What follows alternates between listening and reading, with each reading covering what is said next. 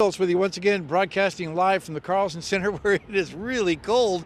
The wind chill factor is really picking up. We're getting some winds that combined with our 20 plus temperatures, and it's feeling pretty chilly, that's for sure.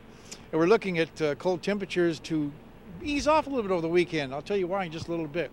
Let's take a look at our photograph for tonight. And this one is an interesting one. This was sent in by Gloria Martin. And if you can see the size of those racks and those moose, you know there's a pretty good battle going on with these moose in Denali Park. Again, thanks to Gloria for that photograph. If you have a photograph, by all means, send it to me at Mike Schultz at KTVF11.com. 25 degrees is the normal high this time of year.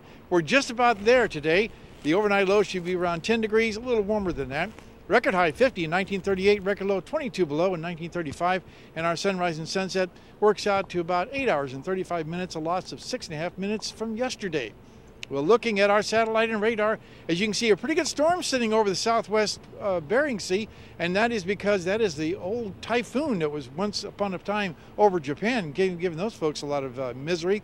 Well, it's bringing a lot of moisture in our direction, and we're expecting possibly some of that moisture to work its way through the Alaska Range into our neck of the woods, giving us some snow shower activity.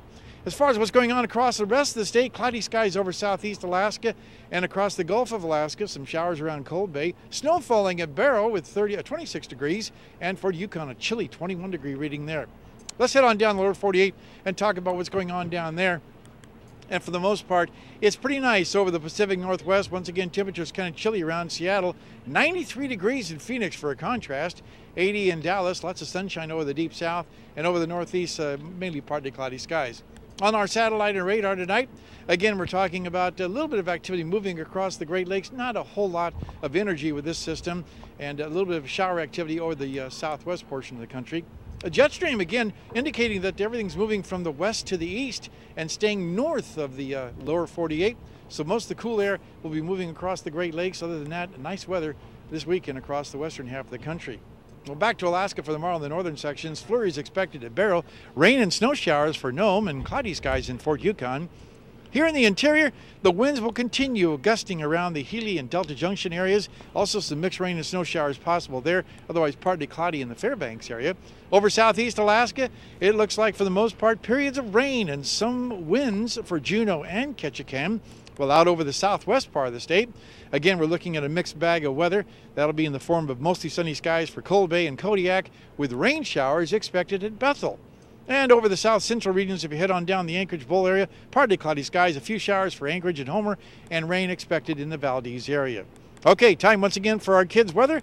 And all this week, we've been talking with the kids from Pearl Creek Elementary School. But tonight, let's hear from the teacher with an interesting weather fact. Hello, I'm Mrs. Hammer, and this is my 4th grade class at Pearl Creek Elementary. And we have a weather fact to share with you.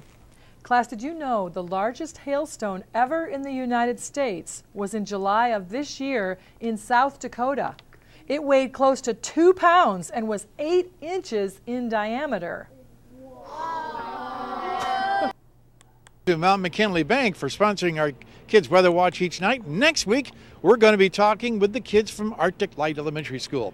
Okay, it is Thursday night. Time for our road conditions real quickly. As you can see, most of the roads are, for the most part, some icy patches here and there, a little bit of light snow, but gusty winds, I should say, in the parks and the Richardson Highway, too. Here's your forecast for tonight. As you can see, we're looking for an overnight low, a very chilly temperature, 30 degrees, with rain and snow showers possible later on. And tomorrow's forecast, partly cloudy skies, isolated rain and snow showers with a 5-day outlook calling for temperatures to warm up over the weekend, but then cool back down again by Wednesday of next week. Stephanie? All right, well, thank you, Mike, and we will be continuing our live coverage outside of the Carlson Center and the AFN convention tomorrow. But for now, that will wrap up this edition of the Fairbanks Evening News. As always, we're glad you can join us. NBC Nightly News with Brian Williams is coming up next. And remember, you can join us here 6 days a week at 6 and 11 or online anytime at webcenter11.com. From all of us here at the News Center, we hope you have a great night.